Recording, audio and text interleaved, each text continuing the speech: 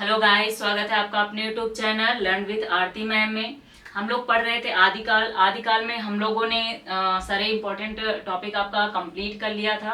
अपभ्रंश साहित्य हो गया, सिद्ध साहित्य हो गए, रासो साहित्य हो गए, इन सब के बारे में अच्छे से हम लोगों ने पढ़ लिया था। आपके जो इसके इम्पोर्टेंट लेखक भी थे विद्यापति और अमीर खुसरो, उनके बारे में भी हमने अच्छे से पढ़ लिया था।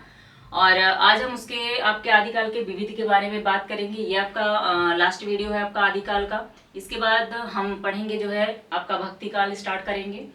और आदिकाल में जितना भी पॉइंट्स आपको लिखाया गया है वो बहुत ज़्यादा इम्पोर्टेंट है। फर्जी चीज़ें कुछ भी ज़्यादा नहीं लिखवाई गई हैं और जितना भी है आपका बहुत ज़्यादा इम्पोर्टेंट है।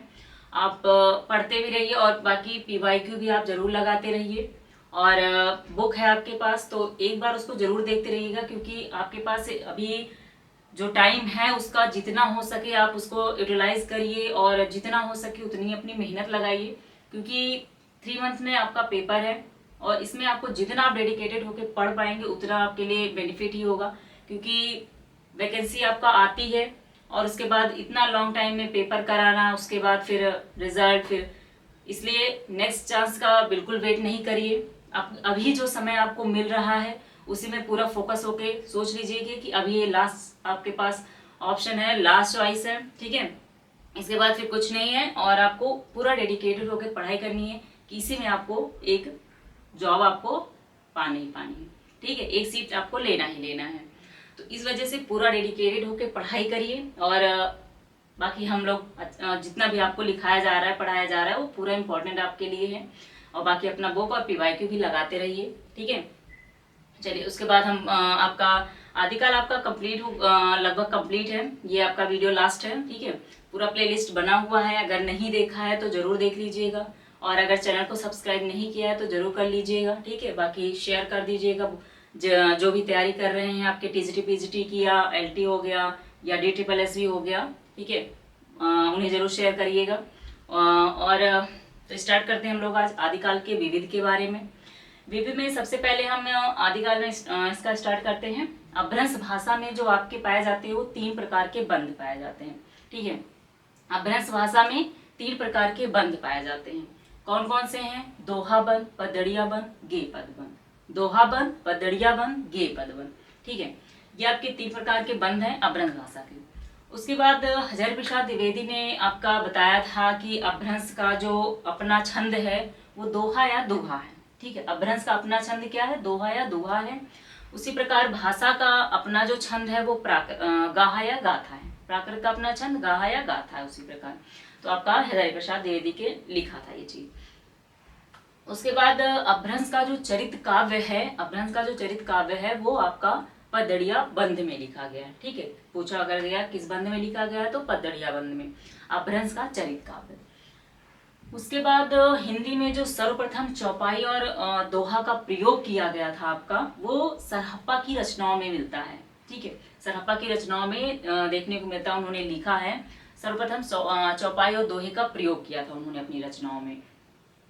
उसके बाद आपके हिंदी के प्रथम कवि के बारे में बहुत सारे आपके अपवाद हैं। किसने, हाँ, अपवाद क्या कहें कि मतलब बहुत सारे लोगों ने अपना अलग अलग मत दिया कि ये प्रथम कवि हैं। उन्होंने कहा कि ये राम कुमार वर्मा, राव सांकृत्यायन, सबने हिंदी का प्रथम कवि अपना अलग अलग माना है, ठीक है। तो ये आपको थोड़ा सा अपने माइंड में रखना पड़ेगा कि किसने, क्योंकि क्वेश्चन कई बार पूछे भी जा चुके हैं। राहुल सांकृत्यायन का आपके हो गए और राम कुमार वर्मा का, इन सबसे क्वेश्चन अलग अलग करके पुटअप भी किया जाता है कि कौन सा क्वेश्चन आपका किसने इनको प्रथम कवि माना, ठीक है। जैसे राहुल सांकृत्यायन ने किसको प्रथम कवि माना हिंदी का, तो ये क्वेश्चन इस तरह पूछे भी जाते हैं। तो इस प्रकार एक एक करके इनके बारे में पढ़ते हैं, ठीक है, किसने किसको प्रथम कवि माना। तो सबसे पहले बात करते हैं शिव सिंह सेंगर। शिव सिंह सेंगर ने अपने शिव सिंह सरोज में जो है इन्होंने पुष्य या पुण्य कवि को हिंदी का प्रथम कवि माना है, ठीक है। शिव सिंह सेंगर ने, इनकी जो पुस्तक है उसमें इन्होंने लिखा भी है पुष्य या पुण्य कवि को इन्होंने जो है हिंदी का प्रथम कवि माना है। उसके बाद बात करते हैं राहुल सांकृत्यायन। राहुल सांकृत्यायन ने आपका जो है सरहप्पा को हिंदी का प्रथम कवि माना। ऐसे भी हम बात करते हैं हिंदी का प्रथम कवि आपका किसे माना जाता है तो आपको सरहप्पा को ही माना जाता है। तो ये कथन किसका है? तो राहुल सांकृत्यायन ने। राहुल सांकृत्यायन ने बात प्रस्तुत किया, बताया कि जो है सरहप्पा हिंदी के प्रथम कवि हैं, ठीक है, इन्होंने माना। और राम कुमार वर्मा बहुत ज्यादा ये भी पूछे जाते हैं आपके। स्वयंभू को हिंदी का प्रथम कवि माना है, हिंदी का प्रथम कवि स्वयंभू को माना जाता है। और गणपत चंद्र गुप्त ने शालिभद्र सूरी को माना हिंदी का प्रथम कवि। तो इस प्रकार क्वेश्चन आपके अलग अलग पूछे जाते हैं। गणपत चंद्र गुप्त और राम कुमार वर्मा, राहुल संकृत्यान, तो एक एक करके आपको इनको एक एक फोरी है, इनको अच्छे से रटना पड़ेगा, ठीक है, क्योंकि थोड़ा सा कंफ्यूजन हो सकता है, हो किसी में किसने माना स्वयंभू सरप्पा, लेकिन बहुत ज़्यादा इंपॉर्टेंट है, इसलिए आपको पढ़ना ही पड़ेगा। और अगर आपने तैयारी की है तो आपने जरूर लर्न भी किया होगा। और अगर PYQ लगा रहे हैं आप तो क्वेश्चन भी आपको ये मिल ही रहे होंगे, ठीक है। और बाकी इनके समय काल की बात कर ले तो आपके पुष्य पुण्य का 7वीं शताब्दी था, और आपके सरहप्पा का 769 था, स्वयंभू का विक्रम की 8वीं शताब्दी माना जाता है, और आपके शालिभद्र सूरी का 1184 में माना जाता है, ठीक है। तो ये इनका समय काल था।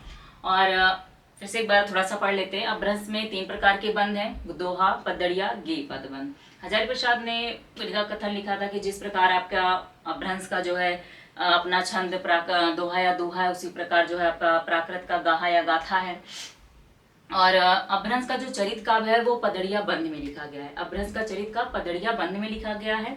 दोहा या जो चौपाई आपका प्रयोग किया गया है सर्वप्रथम, वो सरहप्पा की रचनाओं में देखने को मिलता है, ठीक है, जो दोहा या चौपाई का प्रयोग किया गया है। और बाकी हिंदी के प्रथम कवियों के बारे में, उनके प्रस्तोता के बारे में, तो उनके प्रस्तोता शिव सिंह सेंगर हो गए, पुष्य पुण्य कवि को माना है, राहुल संकृत्यान ने सरहप्पा को, और आपके राम कुमार वर्मा ने स्वयंभू को माना है, और गणपत चंद्र गुप्त ने आपको शालिभद्र सूरी को माना है। जितने भी फैक्ट लिखाए जा रहे हैं वो बहुत ज्यादा इंपॉर्टेंट है आपके।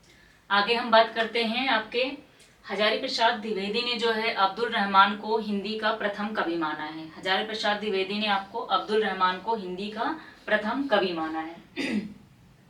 उसके बाद रामचंद्र शुक्ल ने आपके आदिकाल को अनिर्दिष्ट लोक प्रवृत्ति का युग कहा है, ठीक है। रामचंद्र शुक्ल ने जो है आपके आदिकाल को अनिर्दिष्ट लोक प्रवृत्ति का युग माना है। और आपके हजारी प्रसाद द्विवेदी ने आदिकाल को जो है अत्यधिक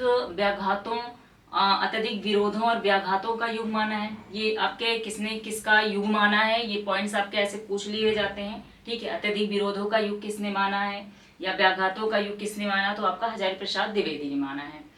उसके बाद आपके चंद्र शर्मा गुलेरी और राहुल संकृत्यान, रामचंद्र शुक्ल ने जो है अपभ्रंश को जो है पुरानी हिंदी मानते थे। ये क्वेश्चन कई बार आ चुका है कि पुरानी हिंदी किसने माना, तो आपके चंद्र शर्मा गुलेरी, राहुल संकृत्यान और रामचंद्र शुक्ल ने माना है, ठीक है, इन्होंने माना है। बाकी चंद्र शर्मा गुलेरी में सबसे प्रमुख आपके पूछे जाते हैं क्वेश्चन इनके।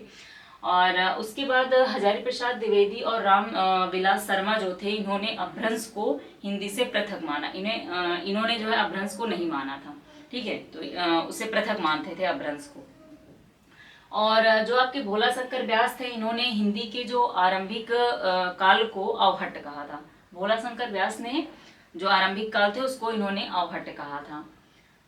और अमीर खुसरो को, जो कि बहुत ज़्यादा इम्पोर्टेंट है आपके लिए, अमीर खुसरो को संगीत के क्षेत्र में जो उनका कव्वाली, तराना गायन और आपके सितार वाद्य यंत्र का जन्मदाता माना जाता है, ठीक है। कव्वाली, तराना गायन और सितार वाद्य यंत्र का आपका जन्मदाता माना जाता है किसे, अमीर खुसरो को। अमीर खुसरो के बारे में हम लोगों ने अच्छे से पढ़ भी लिया था इनके बारे में। इनके गुरु आपके निजामुद्दीन औलिया थे, और भी इनके बारे में अच्छे से पढ़ा था। तो अगर आपने नहीं पढ़ा है तो एक बार जरूर पढ़ लीजिएगा। और उसके बाद राम कुमार वर्मा ने अमीर खुसरो को अवधी भाषा का आपका प्रथम कवि माना है। तो अवधी भाषा का प्रथम कवि किसे माना जाता है, तो आपके अमीर खुसरो को। किसने माना है, आपका राम कुमार वर्मा ने माना है, ठीक है। ये था आपका आदिकाल का विविध, जो भी इसमें इम्पोर्टेंट थे वो आपको अच्छे से लिखा दिया गया इसमें और पढ़ाया गया, और बहुत ज़्यादा इम्पोर्टेंट भी है आपके लिए। और आदिकाल से आपका क्वेश्चन आपके बहुत डीपली भी और इसमें पुटअप किए जाते हैं, तो इसलिए टीजीटी पीजीटी के लिए बहुत ज़्यादा इम्पोर्टेंट है। और आगे हम लोग स्टार्ट करेंगे भक्ति काल, जो कि उससे भी क्वेश्चन आपके हर पेपरों में लगभग पूछे जाते हैं। तो आदिकाल आपका कंप्लीट हो गया है आपका, और उसके बाद हम भक्ति काल स्टार्ट करेंगे।